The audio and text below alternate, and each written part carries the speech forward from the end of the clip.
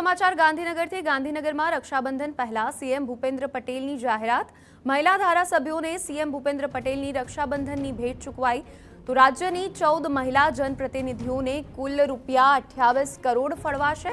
મત વિસ્તારમાં રોડ અને ઇન્ફ્રાસ્ટ્રક્ચરના વિકાસલક્ષી કામો માટે રકમ ફળવાશે। દરેક મહિલા જનપ્રતિનિધિને ₹2 કરોડ વિકાસ કામો માટે મળશે।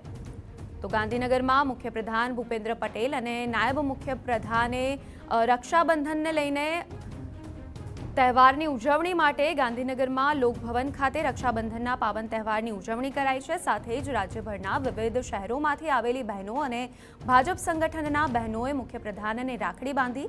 બહેનોએ મુખ્યપ્રધાનને રક્ષાસૂત્ર બાંધીને દીર્ઘાયુના આશીર્વાદ અને શુભેચ્છાઓ પાઠવી છે।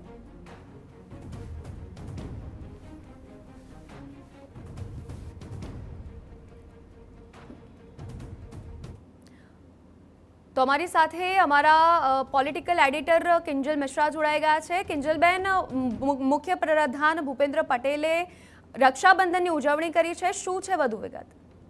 देखो, रक्षाबंधन उजवणी करी છે તેની સાથે જ રાજ્યની બહેનો માટે ખાસ કરીને 28 કરોડ રૂપિયા છે તે ફાળવવામાં આવ્યા છે। 14 મહિલા પ્રતિનિધિઓ છે તેમને 28 કરોડ રૂપિયાની ગ્રાન્ટ છે તેની ફાળવણી કરવામાં આવી છે।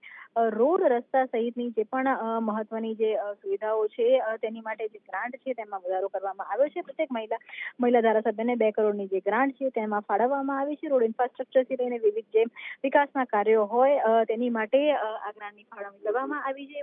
રક્ષાબંધનના એક દિવસ પૂર્વે મુખ્યપ્રધાન દ્વારા ઉજવણી કરવામાં આવી હતી કે જેની અંદર દિવ્યાંગ બહેનોથી માંડી અને અલગ અલગ ક્ષેત્રની જે બહેનોએ આજે મુખ્યમંત્રીને રક્ષાસૂત્ર બાંધ્યું હતું। તેની સામે જ મુખ્યપ્રધાન દ્વારા રાજ્યના વિકાસ માટે જે મહિલા ધારાસભ્યો છે તેમની ગ્રાન્ટમાં વધારો કરવામાં આવ્યો છે। જી કિંજલ, જોડાવા બદલ આભાર।